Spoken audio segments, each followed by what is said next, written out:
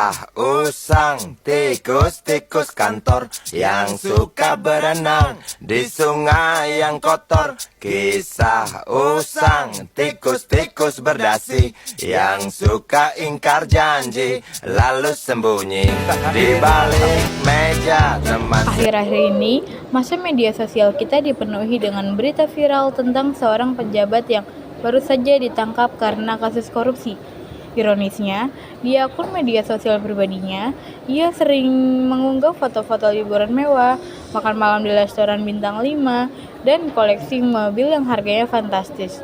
Postingan-postingan itu selalu dipenuhi pujian dari pengikutnya, yang menganggap sebagai sosok sukses dan inspiratif. Kita tahu betul bahwa banyak sekali masyarakat yang berjuang keras setiap hari.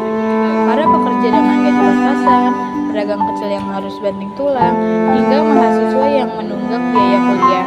Kita melihat mereka curhat di media sosial tentang sulitnya mencari nafkah yang halal, sementara sebagian orang bisa hidup bergelimang harta dengan cara yang tidak benar. Pertanyaannya adalah, mengapa bisa ada kontras sedemikian rupa?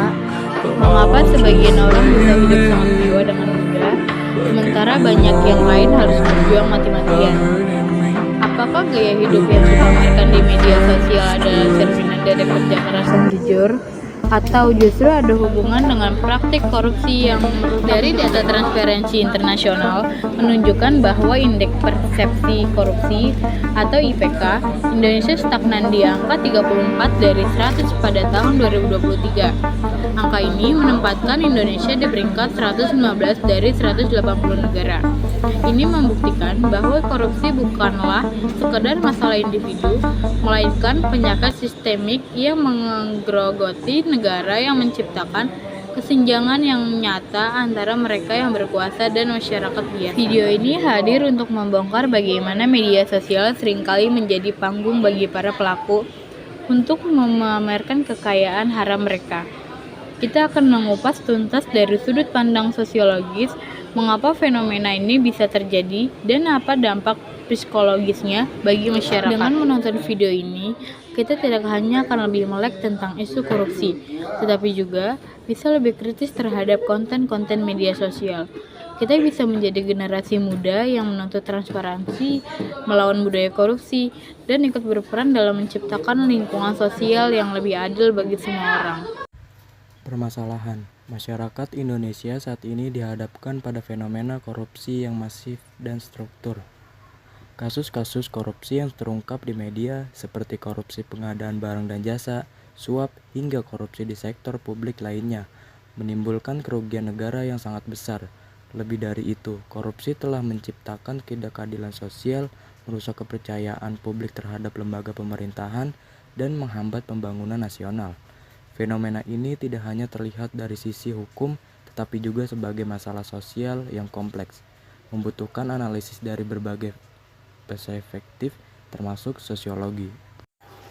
Tujuan penelitian ini adalah untuk menganalisis fenomena korupsi di Indonesia dari perspektif sosiologi, khususnya menggunakan teori fungsionalisme, struktural, dan teori konflik. Penelitian ini juga bertujuan untuk merumuskan solusi nyata yang bersifat preventif, represif, dan rehabilitatif sebagai upaya penanggulangan korupsi secara komprehensif. Rumusan masalah. 1. Bagaimana teori fungsionalisme struktural menjelaskan fenomena korupsi dalam masyarakat? 2. Bagaimana teori konflik menganalisis korupsi sebagai bentuk pertarungan kekuasaan dan sumber daya? Yang ketiga, bagaimana solusi penanggulangan korupsi yang efektif dapat dirumuskan berdasarkan sintetis dari kedua teori tersebut, mencangkup pendekatan preventif, represif, dan rehabilitatif.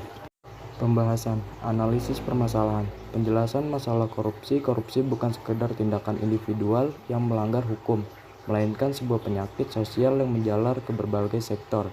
Ini merusak sistem sosial, ekonomi, dan politik, menghambat pelayanan publik yang seharusnya menjadi hak masyarakat. Korupsi menciptakan jurang pemisah antara si kaya dan si miskin, mengurangi investasi, dan menurunkan daya saing bangsa. Analisis teori-teori fungsionalisme struktural. Korupsi sebagai disfungsi sosial menurut teori fungsionalisme struktural. Masyarakat adalah sebuah sistem yang terdiri dari berbagai institusi, ekonomi, politik, hukum, yang saling terkait dan bekerja sama untuk menjaga keseimbangan. Korupsi dipandang sebagai disfungsi atau anomali yang merusak fungsi normal institusi-institusi tersebut. Ketika institusi hukum gagal menegakkan keadilan, institusi politik tidak lagi mewakili rakyat, dan institusi ekonomi tidak beroperasi secara transparan, maka stabilitas sosial akan terganggu. Korupsi adalah gejala bahwa ada bagian dari sistem yang tidak bekerja sebagaimana mestinya, mirip dengan penyakit dalam tubuh manusia. Teori konflik. Korupsi sebagai alat dominasi kelas berbeda dengan fungsionalisme. Teori konflik terlihat korupsi sebagai hasil dari ketidaksetaraan kekuasaan dan sumber daya. Korupsi adalah cara bagi kelompok yang berkuasa atau elit untuk mempertahankan dan memperluas dominasi mereka atas sumber daya yang terbatas.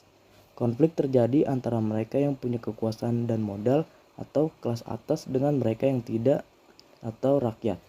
Korupsi digunakan sebagai alat untuk mengakumulasi kekayaan dan mengkonsolidasikan kekuasaan, menekan kelompok yang lemah, dan memastikan bahwa sistem tetap menggantungkan bagi kelompok elit tersebut. Solusi berbasis teori berdasarkan analisis kedua teori. Kita dapat merumuskan solusi yang komprehensif. Pendekatan preventif. Pendekatan ini berfokus pada pencegahan sebelum korupsi terjadi, sesuai dengan semangat fungsionalisme yang ini menjadi fungsi sistem. Yang pertama, pendidikan anti korupsi, menanamkan nilai integritas, kejujuran, dan transparansi sejak dini. Yang kedua, penguatan sistem, membangun sistem yang transparan dan akuntabel, misalnya melalui teknologi digital seperti e-government untuk meminimalkan interaksi langsung yang rawan suap. Yang ketiga, meningkatkan kesejahteraan, meningkatkan gaji tunjangan bagi pegawai publik untuk mengurangi godaan korupsi. Pendekatan represif. Pendekatan ini fokus pada penindakan tegas setelah korupsi terjadi, selaras dengan teori konflik yang melihat perlunya menegakkan hukum untuk menyeimbangkan kekuasaan. Yang pertama, menegakkan hukum tanpa pandang bulu. Hukum berat dan konsisten bagi koruptor, tidak peduli jabatan atau kekayaannya. Yang kedua, optimalisasi lembaga anti korupsi, memberikan wewenang yang kuat kepada lembaga seperti KPK dan Pengadilan Khusus Tindak Pidana Korupsi. Yang ketiga, penyitaan aset, menindaklanjuti kasus korupsi dengan menyita aset-aset yang diperoleh dari hasil kejahatan. Pendekatan rehabilitatif. Pendekatan ini berfokus pada pemulihan sistem dan individu yang rusak akibat korupsi, menggabungkan elemen kedua teori. Yang pertama, rehabilitasi lembaga, membangun kembali kepercayaan publik terhadap institusi yang tercemar korupsi melalui reformasi internal dan transparansi.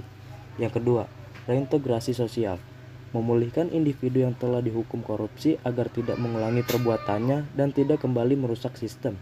Yang ketiga, edukasi masyarakat, mengedukasi masyarakat agar tidak bermisif terhadap praktik korupsi dan berani melaporkan indikasi korupsi yang telah ditemukan. Kesimpulan dan saran. Korupsi di Indonesia adalah masalah serius yang dapat dijelaskan secara holistik melalui gabungan teori fungsionalisme dan konflik. Fungsionalisme membantu kita melihat korupsi sebagai disfungsi yang merusak tatanan sosial, sementara teori konflik membuka mata kita terhadap korupsi sebagai alat dominasi kekuasaan. Dengan memahami kedua perspektif ini, kita dapat merumuskan solusi yang kuat. Pemberantasan korupsi bukan hanya tugas pemerintah, tetapi tanggung jawab kita semua. Mari kita mulai dari diri sendiri, tolak setiap bentuk suap dan gratifikasi, laporkan jika melihat ada indikasi korupsi di lingkungan sekitar. Dukunglah lembaga-lembaga yang berjuang memberantas korupsi, karena masa depan bangsa ini ada di tangan kita, dan hanya dengan integritas, kita bisa membangun Indonesia yang adil dan makmur. Penutup, ringkasan pesan dan ajakan bertindak. Ringkasan, korupsi adalah penyakit sosial yang merusak fungsi institusi dan menjadi alat bagi sekelompok orang untuk mendominasi.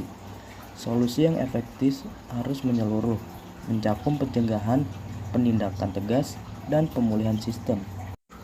Ajakan bertindak. Mari kita menjadi bagian dari solusi, bukan bagian dari masalah. Dengan integritas dan keberanian, kita bisa mengubah tatanan sosial, memastikan bahwa keadilan tidak hanya menjadi mimpi, tetapi kenyataan. Speak Out Sosial, bersuara, bergerak, dan berdampak.